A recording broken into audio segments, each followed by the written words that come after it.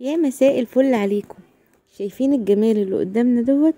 كمية القرص اللي احنا شايفينها ديت عملناها بكيلو الا ربع من الدقيق.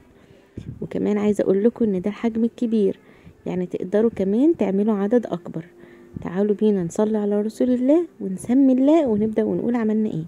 معايا كيلو الا ربع من الدقيق، حطيت عليه كده كيس من الخميرة الفورية النوع ده، وحطيت عليها معلقتين سكر، وحطيت عليها نص كوباية مية دافية بس كده.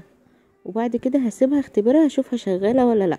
في الخلاط حطيت معايا من 4 ل5 معالق من السكر، وهحط عليهم بيضتين زيادة للقيمة الغذائية، وهحط كمان 4 معالق من الزيت، او يعني ازيد من ربع كوباية بشوية، وهضربهم كويس في الخلاط عشان اتأكد ان السكر داب. وبعد كده هنزل بيهم على خليط الدقيق، ولو عندك شوية بيكنج باودر حطي، وانا ما عنديش عادي وهتحطي كمان رشة ملح. هنا الخميرة طلعت شغالة معايا خلاص، هنزلها دلوقتي على العجينة بتاعتي وابدأ ان انا المها. بعد ما المها هبدأ ازودها حليب. انا حطيت عليها حليب وعجنتها بيه، وممكن تحط ميه عادي. وفي الاخر بعد ما تتلم معايا بحط عليها معلقتين كبار من السمنه، او 3 معالق، يعني معادل يعني نص كوبايه الا ربع كده من السمنه، وبعجنها كويس وبسيبها يعني بالظبط نص ساعه مثلا. وبعد كده ابدا ان انا اكورها بالشكل ده كده. تمام، هكورها كلها. وانا بكورها شايفين طبعا العجينه حلوه ازاي. العجينه لازم تخدميها وتعجنيها كويس جدا علشان تاخدي طراوه العجينه حلوه. بعد كده بكورها كلها، وهوريكم هنعمل ايه في الكور دي. انا بكورها الاول كلها، وبعد كده بسيب الكور دي تهدى كده كمان 10 دقايق كده، 10 دقايق ربع ساعة. يعني احنا ما بنخمرهاش تخمير بتاعها كامل كله في الاول، احنا بنسيب في الاول نص ساعة، وبعد كده بسيب الكور دي برضو شوية، وبعد كده باخد الكور دي وبضمها على بعض زي ما انتم شايفين. طبعا عشان انا بس بصور بايد فمش فاهم، يعني مش عارفة انتوا فاهميني ولا ايه. بس بتدخلي العجين كده جوه بعض زي البقجة كده بتاعت الهدوم كده. تمام، يعني بتلمي الكورة على بعضها كده علشان تعملك توريقة حلوة كده جوه القرصاية نفسها. وبعد كده بنحطهم، وكمان بنسيبهم 10 دقايق كمان لحد ما تولعي الفرن بتاعي.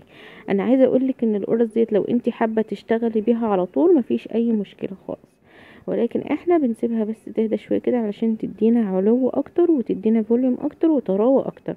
انا هسيبها كده شوية. وكمان كنت سايبة شوية في الخلاط من خليط اللي احنا كنا عاملينه باللبن والسكر وال والبيض، هدهن بيه الوش بتاع القرص. انا هو حطيتها في الصينيه اللي هتدخل الفرن، دهنتها دهنه خفيفه خالص لا تذكر كده من الزيت. وبعد كده احط فيها القرص وهسيبها كمان 10 دقايق برضو، واحط على وشها سمسم بعد ما دهنتها بخليط البيض واللبن كده. وبعد كده هدخلها في الفرن على درجه حراره 180 200. اول ما تاخد وش من تحت هولع عليها الشوايه، يعني حاجه بسيطه خالص كده. وبعد كده هقوم شايلها على طول.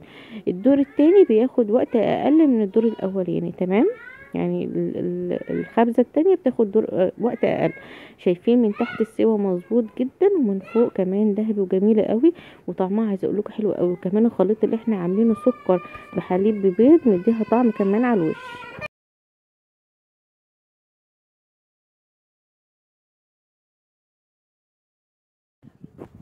شايفين بقى طراوتها من جوه ازاي، ودي كمان وهي لسه سخنه جدا.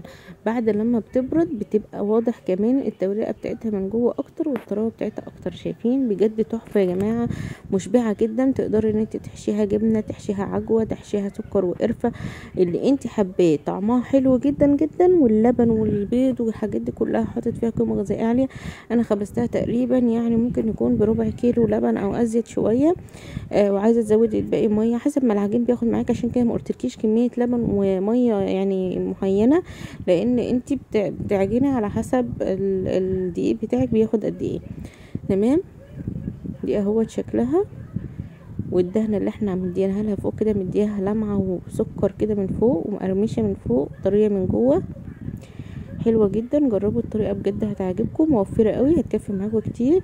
الكيلو الا ربع عمل معايا تقريبا 36 قرصه كبيره. اتمنى تعجبكم. السلام عليكم ورحمه الله.